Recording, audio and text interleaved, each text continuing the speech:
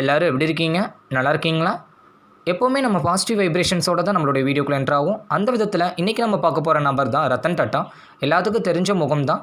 Tata கன்சல்டன்சியோடைய CEO and founder. ஒரு நாள் அதாவது 2007 உங்களுக்கு ஆப்பிளுடைய ஃபஸ்ட்டு ப்ராடக்ட் லான்ச் பண்ணுற ஃபங்க்ஷன்ஸ்க்கு எல்லா பிஸ்னஸ் மேனையும் இன்வைட் பண்ணியிருந்தாங்க. ஸோ ரத்தன் டாட்டாவும் போயிருந்தார். அந்த ஃபங்க்ஷன்ஸில் இருந்த ஒரு ரிப்போர்ட்டர் ஆப்பிள் வாங்குறதுக்கு உங்களுடைய சம்பளத்துடைய அடிப்படையில் எவ்வளோ நாள் எடுத்துக்குவீங்க அப்படின்னு சொல்லிட்டு ஒவ்வொரு பிஸ்னஸ் மேனையும் பார்த்து கேட்கும்போது ஒவ்வொரு பிஸ்னஸ் மேனும் 1 நாள் ஆகும், 2 நாள் ஆகும், 1 மாதம் ஆகும்னு சொல்லிட்டு அவங்களுடைய ஒப்பீனியன் சொல்லிட்டு இருந்தாங்க. அப்போ ரத்தன் டாட்டாட்ட கேட்கும்போது அவர் எனக்கு 2லேருந்து 3 வருஷம் ஆகும்னு சொல்லி சொன்னார். அங்கே இருந்தவங்களாம் அதிர்ச்சியாக, என்ன இவரோட சேலரி ரொம்ப அதிகமாக இருக்கும்போது 2லேருந்து 3 வருஷம் எடுத்துக்கும் அப்படின்னு சொல்லி சொல்கிறாரு அப்படின்னு சொல்லி கேட்கும்போது தான் அவர் சொன்ன பதில், ஆப்பிள் அப்படிங்கிற அந்த பெரிய நிறுவனத்தை வாங்குறதுக்கு எனக்கு குறைஞ்சது 2லேருந்து 3 வருஷமாவது தேவைப்படும்னு சொல்லி சொன்னாங்க. அவர் கேட்ட சொன்ன அந்த பதிலை கேட்ட எல்லாருமே ரொம்ப வியப்படைஞ்சாங்க. ஆப்பிள்னு சொன்ன உடனே எல்லோரும் ஃபோன் வாங்குறத பற்றி தான் பேசிகிட்டு இருந்தாங்க. இவர் அந்த ஆப்பிள் அப்படிங்கிற அந்த நிறுவனத்தையே வாங்குறத பற்றி இவர் யோசிச்சிருக்கார். ஸோ இவர் யோசிச்சதுக்கு நமக்கு என்ன தெரியுது அப்படின்னா, நம்மளுடைய வாழ்க்கையில் வெற்றி பெறணும் அப்படின்னா நம்மளுடைய எண்ணங்களும் ரொம்ப உயர்ந்த எண்ணமாக இருக்கணும் அப்படிங்கிற இந்த பாசிட்டிவான மோட்டிவோடவே நம்மளுடைய வீடியோக்குள்ளே போகலாம். இன்றைக்கி நம்ம என்ன சப்ஜெக்ட் பார்க்க போகிறோம் அப்படின்னா, ஸ்ட்ரென்த் ஆஃப் மெட்டீரியல்ஸில் தான். உங்களுக்கு லாஸ்ட் வீடியோவில் எஸ்ஓஎம்மில் பார்த்திங்க அப்படின்னா ஷாஃப்ட்டில் ப்ராப்ளம் ஒர்க் அவுட் பண்ணியிருந்தோம். அதுவும் சாலிட் ஷாஃப்ட்டில் உங்களுக்கு ப்ராப்ளம்ஸ் கொடுத்துருந்தேன். ஸோ இந்த வீடியோவில் நம்ம என்ன பண்ண போகிறோம் அப்படின்னா, எஸ்ஓஎம்மில் ஹாலோ ஷாஃப்ட்டில் உங்களுக்கு ப்ராப்ளம்ஸ் ஒர்க் அவுட் பண்ணி பார்க்க போகிறோம். ஓகேங்களா? ஸோ இந்த வீடியோஸில் ஒரு 2 ப்ராப்ளம்ஸ் ஒர்க் அவுட் பண்ணலாம். ஓகேங்களா? அந்த வீடியோ நீங்கள் பார்க்கலாம் அப்படின்னா உங்களுக்கு டிஸ்கிரிப்ஷனில் லிங்க் கொடுத்துருக்கேன். ஜஸ்ட் கிளிக் பண்ணிங்க அப்படின்னா அந்த வீடியோஸ் வரும். அந்த வீடியோ பார்த்துட்டு இதை கண்டினியூ பண்ணுங்கள். வாங்க வீடியோக்குள்ளே போகலாம். ஸோ இந்த வீடியோவில் பார்த்திங்க அப்படின்னா உங்களுக்கு ஹாலோ ஷாஃப்ட்டில் நான் ப்ராப்ளம் ஒர்க் அவுட் பண்ண போகிறேன். ஃபஸ்ட்டு ஹாலோ ஷாஃப்ட் அப்படின்னா என்ன? ஹாலோ ஷாஃப்ட் அப்படிங்கிறது நத்திங் பட் உங்களுக்கு இன்டர்னல் டயா அண்ட் எக்ஸ்டர்னல் டயான்னு சொல்லிட்டு அந்த ஷாஃப்ட்லேயே 2 விதத்தில் பிரிஞ்சிருக்கும். ஓகேங்களா? ஸோ பார்த்திங்க அப்படின்னா அந்த ஷாஃப்ட் உள்ளே பார்த்திங்கன்னா உங்களுக்கு சென்டர் போர்ஷன் பார்த்திங்க அப்படின்னா ஹாலோ போர்ஷனாக இருக்கும். ஹாலோ போர்ஷன் அப்படின்னா வாய்டு. ஓகேங்களா? ஸோ இந்த சென்டர் போர்ஷனில் உங்களுக்கு ஒன்றுமே இருக்காது. ஓகேங்களா? ஸோ அதனால தான் உங்களுக்கு ஹாலோ ஷாஃப்ட்டும் சாலிட் ஷாஃப்ட்டும் டிஃபர் ஆகுது. ஓகேங்களா? ஸோ 2 டயா கொடுத்துருப்பாங்க. ஸோ சம்ம பார்க்கலாம். Determine the maximum power of the hollow shaft of 200 mm external diameter and 100 mm internal டயாமீட்டர்னு சொல்லி கொடுத்துருக்காங்க. ஓகேங்களா? ஸோ அந்த ஷாஃப்டோட எக்ஸ்டர்னல் டயா பார்த்திங்க அப்படின்னா 200 mm அண்ட் தென் இன்டர்னல் டயா பார்த்திங்க அப்படின்னா 100 mm. ஓகேங்களா? ஸோ அவ்வளோதான். அந்த ஷாஃப்ட் எவ்வளோ பவரை டிரான்ஸ்மிட் பண்ணுது அப்படிங்கிறத தான் உங்களுக்கு கொஸ்டினில் கேட்டிருக்காங்க. Determine the maximum power transmitted by the hollow shaft அப்படிங்கிறது கேட்டிருக்காங்க. ஆனால் அந்த ஷாஃப்டோட ரொட்டேட்டிங் ஸ்பீட் கொடுத்துருக்காங்க. ஓகேங்களா? 150 RPM. ஓகேங்களா? ஸோ அந்த ஷாஃப்ட் பார்த்திங்க அப்படின்னா ஒரு மினிட்ஸுக்கு உங்களுக்கு 150 டைம்ஸ் ரொட்டேட் ஆகுது அப்படிங்கிற டீட்டெயில்ஸ் கொடுத்துட்டாங்க. அந்த ஷாஃப்ட்டில் ஆக்ட் ஆகிற ஷியர் ஸ்ட்ரெஸ்ஸோட வேல்யூ பார்த்திங்க அப்படின்னா 90 MPa கொடுத்துருக்காங்க. ஓகேங்களா?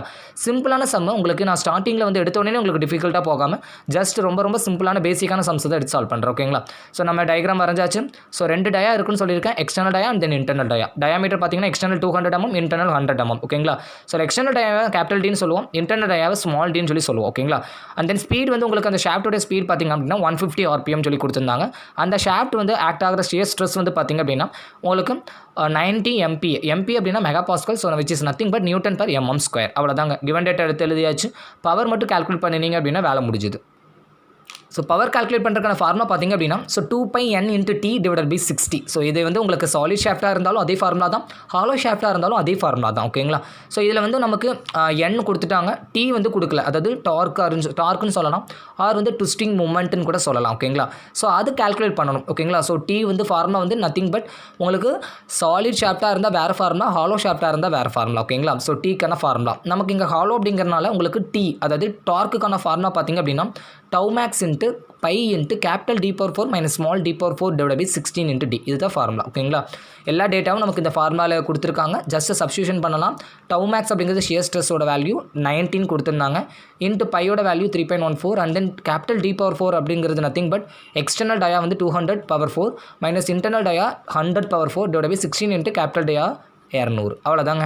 சப்ஸ்டியூஷன் பண்ணிங்க அப்படின்னா உங்களுக்கு டீயோட வேல்யூ பார்த்திங்க அப்படின்னா 132.47 × 10⁶ கிடைக்கும். ஸோ யூனிட் பார்த்திங்க அப்படின்னா நியூட்டன் mm. ஓகேங்களா? பிகாஸ் நம்ம சப்ஸ்டியூட் பண்ண எல்லா வேல்யூ பார்த்திங்க அப்படின்னா mmல சப்ஸ்டியூட் பண்ணியிருக்கோம், நியூட்டன் பர் mm² சப்ஸ்டியூட் பண்ணியிருக்கோம்.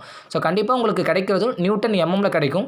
பட் எப்போவுமே பவர் அப்படிங்கிற அந்த ஃபார்முலாவில் நம்ம டார்க் வேல்யூ சப்ஸ்டியூட் பண்ணும்போது நியூட்டன் மீட்டரில் கொண்டு போய் சப்ஸ்டியூட் பண்ணணும். ஸோ அதனால் நான் இந்த இடத்துல என்ன பண்ணிக்கிறேன் அப்படின்னா ஸோ நியூட்டன் mm அப்படிங்கிற வேல்யூவை நியூட்டன் மீட்டருக்கு கன்வெர்ட் பண்ணுறேன். எப்படி mm மீட்டரை கன்வெர்ட் பண்ணணும்? சிம்பிள் × 10⁻³ அவ்வளோதாங்க. ஸோ இது உங்களுக்கு ஏற்கனவே நான் சொல்லியிருக்கேன் என்னோட வீடியோஸில், mmலேருந்து மீட்டராக கன்வெர்ட் பண்ணணும் அப்படின்னா ÷ 1000 போடணும். ஸோ அதை மேலே கொண்டு வரும்போது 10⁻³ ஆயிரும். அவ்வளோதாங்க.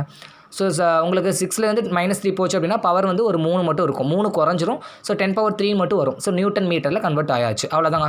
பவரில் சப்ஸ்டியூட் பண்ணிடலாங்களா? 2 × பையோட வேல்யூ 3.14 அண்ட் தென் என்னோட வேல்யூ நத்திங் பட் 150 சம்மில் கொடுத்துருந்தாங்க. டீயோட வேல்யூ இப்போ கண்டுபிடிச்சோம் 132.47 × 10⁻³ டிவைடட் பை 60.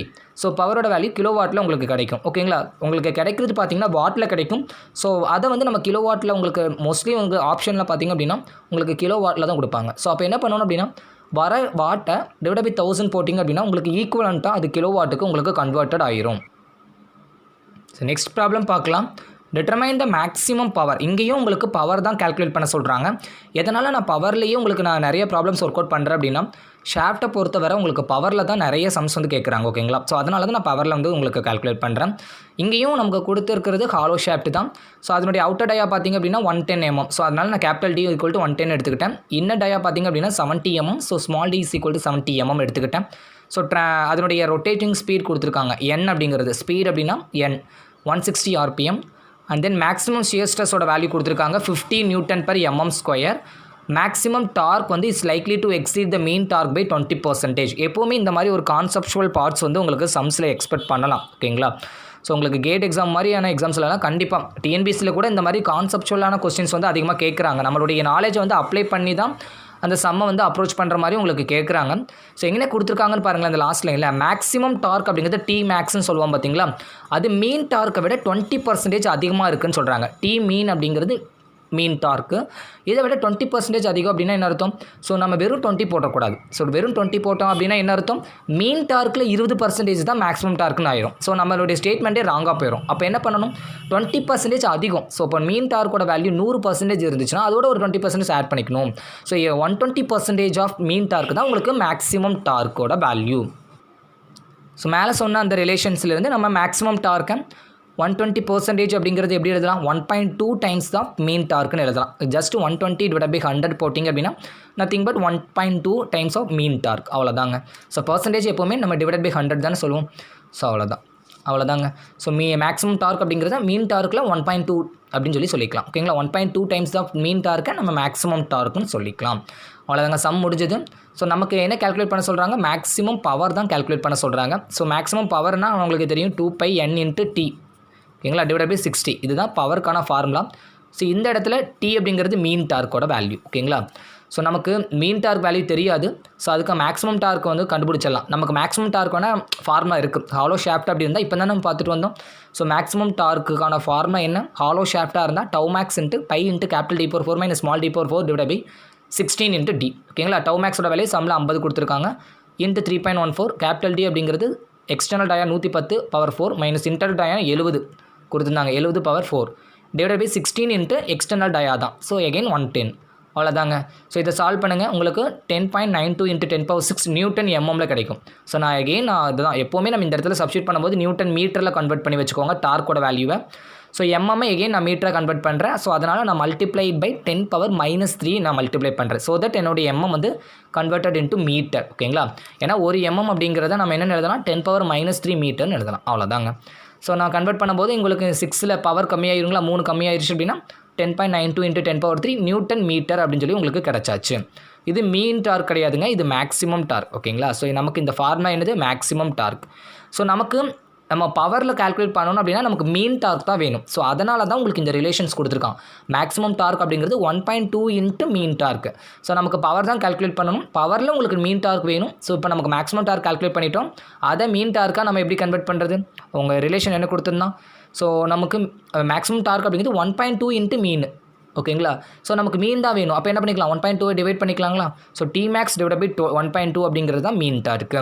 ஓகேங்களா? ஸோ 10.92 × 10⁻³ டிவைட் பை 1.2 போடுங்க. ஸோ உங்களுக்கு மீன் டார்க் கிடச்சிடும்.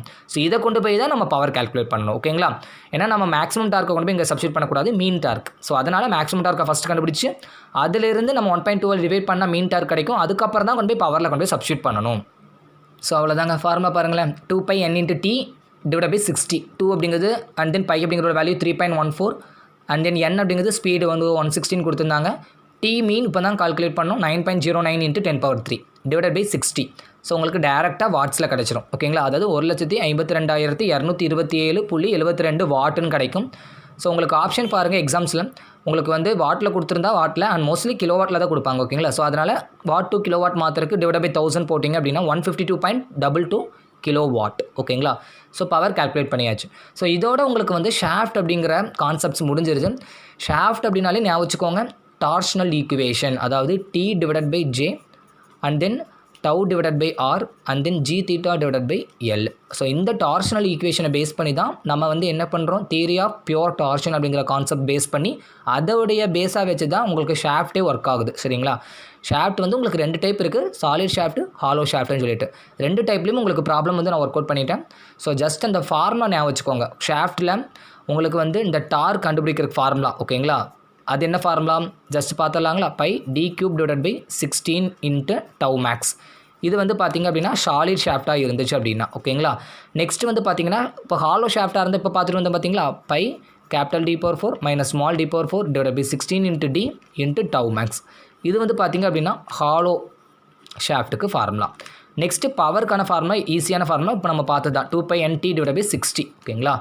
அண்ட் தென் பார்த்திங்க அப்படின்னா உங்களுக்கு ஆங்கிள் ஆஃப் ட்விஸ்ட்டுக்கான ஃபார்முலா இருக்குது சரிங்களா. ஸோ சாலிடுக்கு தனியாக இருக்குது அண்ட் தென் பார்த்திங்க அப்படின்னா உங்களுக்கு ஹாலோக்கும் தனியாக இருக்குது சரிங்களா. ஸோ இந்த ஃபார்முலா பார்த்திங்கன்னா சாலிடுக்கு ஆங்கிள் ஆஃப் ட்விஸ்ட்டு சில நேரம் உங்களுக்கு இந்த டீட்டா வேல்யூ கொடுத்துருப்பாங்க, அப்போ வந்து ஏதாவது கால்குலேட் பண்ண சொல்லுவாங்க, ஜியோ இல்லை டியோ ஏதோ ஒன்று கால்குலேட் பண்ண சொல்லுவாங்க, அப்போ இந்த ஃபார்முலா யூஸ் பண்ணுற மாதிரி இருக்கும். இன்னொரு ஃபார்முலா பார்த்திங்கன்னா 32 into TL divided by pi capital D⁴ minus small D⁴ into capital G அவ்வளோதாங்க. ஸோ இதுதான் உங்களுக்கு ஷாஃப்ட்டில் இருக்கிற என்டையர் ஃபார்முலா ஓகேங்களா. ஸோ அந்த டார்ஷனல் ஈக்குவேஷன் ஸ்ட்ரென்த் கால்குலேட் பண்ணும்போது சாலிட் ஷாஃப்ட்டுக்கு என்ன ஃபார்முலா, ஹாலோக்கு என்ன, பவர் கால்குலேட் பண்ணுற ஃபார்முலா என்ன, ஆங்கிள் ஆஃப் ட்விஸ்ட் ஓகேங்களா. ஸோ அந்த ஃபார்முலா. ஸோ இதை பேஸ் பண்ணி தான் உங்களுக்கு ஷாஃப்ட்டில் வந்து ப்ராப்ளம்ஸ் இருக்குது. ஸோ கண்டிப்பாக என்ன பண்ணிக்கோங்க, ஷாஃப்ட் வந்து இல்லாத கொஷின்ஸே இருக்காது ஓகேங்களா. எப்படியாக இருந்தாலும் உங்களுக்கு வந்து எய்தர் வந்து உங்களுக்கு ஸ்ட்ரென்த் ஆஃப் மெட்டீரியல்ஸில் வந்துடும், அப்படி இல்லை அப்படின்னா ஃப்ளூயிட் மெக்கானிக்ஸில் வந்துடும் பவர் கால்குலேட் பண்ணுற மாதிரி ஓகேங்களா. சரி ஓகே, இந்த வீடியோஸை நான் இங்கேயே முடிச்சுக்கிறேன். நெக்ஸ்ட் வீடியோவில் நம்ம ஒரு புது கான்செப்ட்ஸ் பார்த்துடலாம். SOMல புதுசாக ஒரு டாபிக் எடுத்து நம்ம ஃப்ரெஷ்ஷாக ஸ்டார்ட் பண்ணிக்கலாம். என்னுடைய வீடியோ பிடிச்சிருந்துச்சு அப்படின்னா லைக் கொடுத்துருங்க அண்ட் மறக்காமல் கமெண்ட் பண்ணுங்கள், சப்ஸ்கிரைப் பண்ணுங்கள். உங்கள் ஃப்ரெண்ட்ஸ்க்கு இது யூஸ்ஃபுல்லாக இருக்கும் அப்படின்னு நினச்சிங்க அப்படின்னா ஷேர் பண்ணுங்கள். தேங்க்யூ.